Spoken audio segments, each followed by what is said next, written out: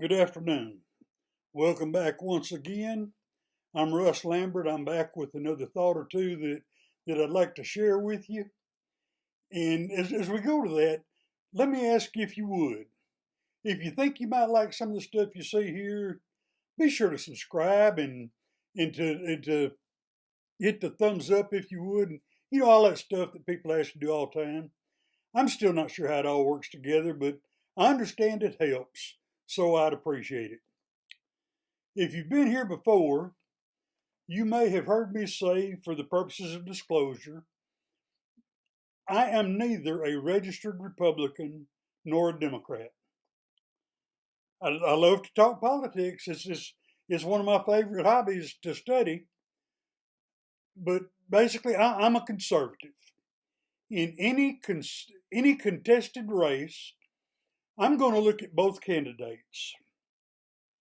I'm going to look at their positions on various issues, especially the issues that are most important to me, and I'm going to vote for the more conservative of the two. Now, we all know that better than 99% of the time, that means I'm going to end up voting Republican, but I'm still going to insist I'm not married to the party. If you haven't figured out already, my hope for this election is for Donald Trump to win overwhelmingly. If it's up to me, I'd love to see a 2-1 margin in the Electoral College. I mean, I'll settle for 270, but I'd be a whole lot happier with 350 or more. And like so many people that support President Trump, this whole idea of mail-in voting is just really unsettling to me. I'm not going to claim that there's a blatant history of voter fraud in the past, but anyone with a brain and an imagination can see that the potential for voter fraud is there. Now, I'm not talking about early voting. I think early voting is great. In fact, early voting's already started here in Texas. I voted several days ago in person. And I'm not talking about absentee voting, where a voter has to request a ballot that is then returned by mail. I'm talking about the indiscriminate, helter-skelter practice of just mailing ballots to every living creature within the boundaries of any given state, not to mention the ballots that are sent to people that have been dead for a long time. I can't confirm it, but I even heard of one case where a cat, somebody's pet cat, got a ballot in the mail. I'm not even sure I believe it, but I thought it was funny. But I read an article last night that kind of put my mind a little bit at ease. And once again, and right now, thank God that our founding fathers had the foresight to set up the Electoral College system like they did. Well, it's possible that the fear of it's possible that the fear of Democrats stealing this election with fraudulent votes, looking deep, shows it'd be harder to pull that off. Or at least harder than I had been worried about. But I'm still nervous about it. I'm referring to a story that I read last night, and I'll put the link down in the description box, the link to that story. What I learned is this. What I referred to as this helter-skelter mailing of ballots, that occurs in 10 states. Of those 10 states, 8 of them are solid blue. So what that means is that even if they are able to pull off the degree of fraud that I fear is possible, even if they can pull that off, and they get in a boatload of fake ballots, it won't affect Electoral College at all. For an example, and I'm not picking on them, it's a beautiful state, but it's blue. I'm going to talk about the state of Oregon. Whether Joe Biden gets 52% of the vote in Oregon, or whether he gets 65% of the vote in Oregon, he still gets 7 electoral votes. Win or lose is what matters. It's not the margin of victory. So basically, even if every one of these blue states runs up the score and Biden wins 3-1 in every one of them, the number of electoral college votes will remain the same. That won't change. Now, 2 of the 10 states went red in 2016, and that was Utah and Arizona. They're both going to be close.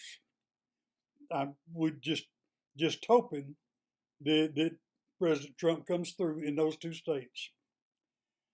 I saw some other numbers that are kind of encouraging for the president, and I'm going to throw this chart up here so you can see what I'm talking about.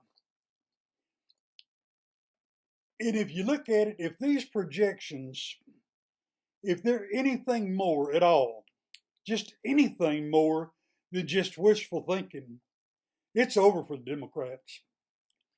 And I have to believe that among Catholics, 53% support is way low.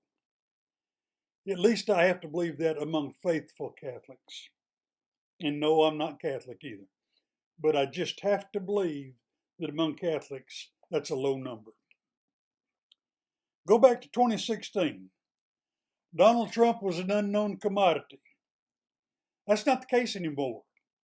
He's got a track record any of us can look at. He's got a list of accomplishments that show he's done more in 47 months than Joe Biden has done in 47 years. While Donald Trump's been doing it, Donald Trump's been doing it and doing it for 47 months. Joe Biden's been saying, I got a plan, and I'm still planning after 47 years. There's no comparison. Other stumbling blocks for Biden.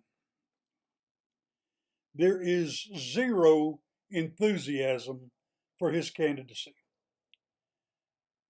Most people who support Biden, the number one reason they give for supporting Biden, he's not Trump. Trump uses airports to accommodate the turnout for his rallies. Biden could hold a rally in a telephone booth. Number 2, defunding the police. One of the stupidest, and I'm not even going to try to be nice about it, that's one of the stupidest things anybody ever came up with. And boy, he jumped right astraddle of that one. It's a stupid move. African Americans are opposed to it. Hispanics are opposed to it. Even the unions are turning against the Democrats on this one. And when's the last time the Democrats didn't enjoy union support? Next, Amy Coney Barrett. One of the most qualified judges to ever be nominated for the court.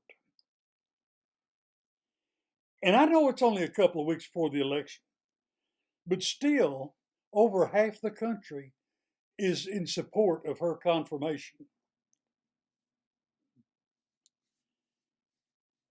One other concern. 15 states are going to continue accepting ballots even after Election Day, and every state has their own time frame for how long it will be. I think the range is anywhere from 3 to 10 or 12 days. Of those 15 states, 9 of them voted red in 2016. So if there's going to be cheating going on, it's going to have to be hot and heavy, and that's where they need to look for it, right there. So when push comes to shove, what does all this mean? I don't know. Maybe nothing. Maybe it's just speculation.